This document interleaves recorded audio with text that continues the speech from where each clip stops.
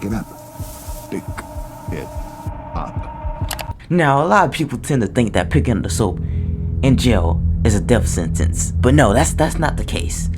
If you pick up the soap, you will be touched. You will be stretched in every way imaginable, but you will survive. You will be alive. You will be able to make it through another day. All right, class, go ahead and discuss the answers with the person sitting right next to you. We're both thinking the same thing. We don't want to socialize with each other. This is extremely awkward. I don't like you, you don't like me, and why are we going to talk? Yeah, but it's a group. I didn't write anything on my paper. Neither did you. So what are we talking about here? I mean, it's work. We got. No. We're going to ignore each other. You're gonna go about your day, and I'm gonna go about my day. You're right. Now turn around. Oh yeah. All right. I ain't gonna lie, bro. I used to be that kid. Oh! Especially in math, guys. I mean, dead right now. Dead serious right now, bro. I ain't no thing on that shit paper, bro. Not because I was stupid. Don't get me wrong. I'm not stupid. Not that stupid, at least. It was because of that teacher. That math teacher. That just so happened to be a coach. He was a sorry teacher, bro. All he would do is draw some examples on the board and call it a day, man. And then when it came to discussing the answers with people, bro, I'm looking at them, they're looking at me, you know what I'm saying? We better off just using full math, you know what I'm saying? Like, it's relatable, but at the same time, bro, never have a coach as a teacher.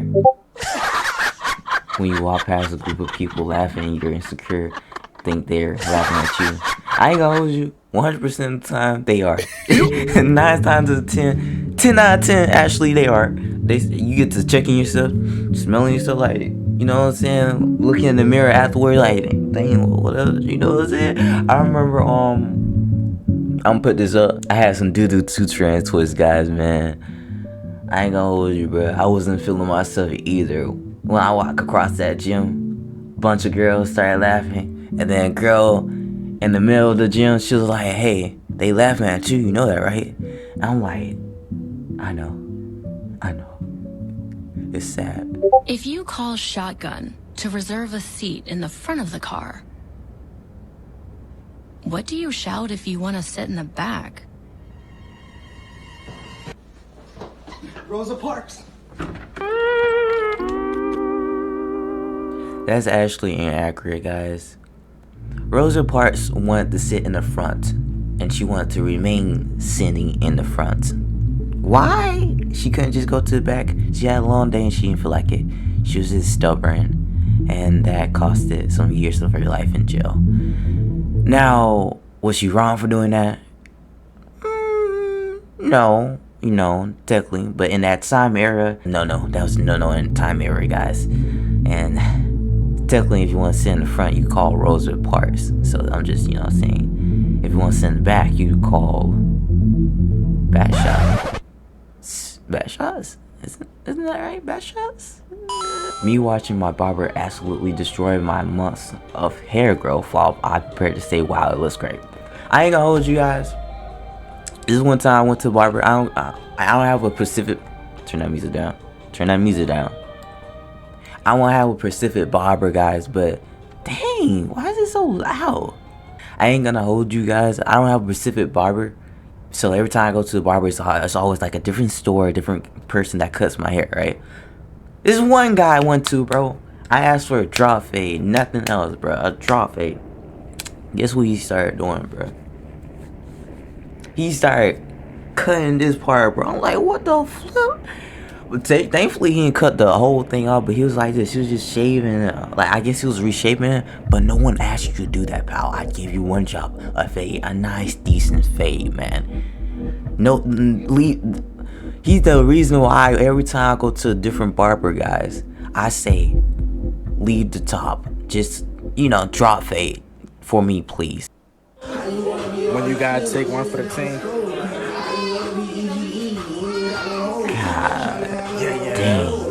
And I don't mean that in a good way.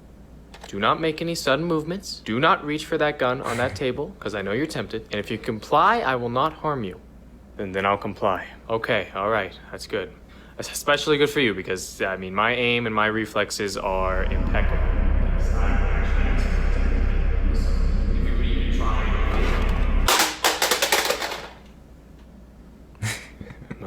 Must have been a draft. There's no windows in here. Some sort of. It's not even windy out there. Paranormal activity. I know you reached for the gun, man. That's not true. Who do you think you're dealing with? Okay. My mom told me. My dad owns Microsoft. Your family will never.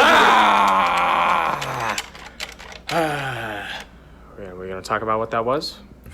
I had a seizure. Oh my god, here we go with the lies again. You didn't have a seizure, alright? I saw something behind you. Oh, come on, you couldn't even see behind me. What are you talking about? I was just Stop lying. Handing you the gun. Handing me the gun? You were pulling the trigger. You were trying to shoot me. You were trying to kill me. Why do I even put up with it? You're just like so...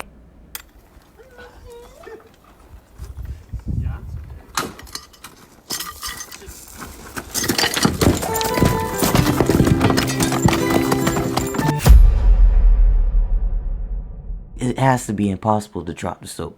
That's what I thought to myself, but no, it's not impossible to drop the soap, bro. Like, I ran through simulations in my head when I was in the shower. I was trying to, grab the soap while, trying to wash myself. And the soap, I noticed the soap was, like, kind of slippery. And it had a little bit of it had no grip to it. Squeeze the soap, it falls out of my hand. So now that I know the soap is slippery, right? All I can do is practice picking that soap up with the most speed and efficiency possible. What you want to do is you want to pick the soap up in the most fast, swift-like movements ever possible. And when you do that, only then will you be considered a master in your own right.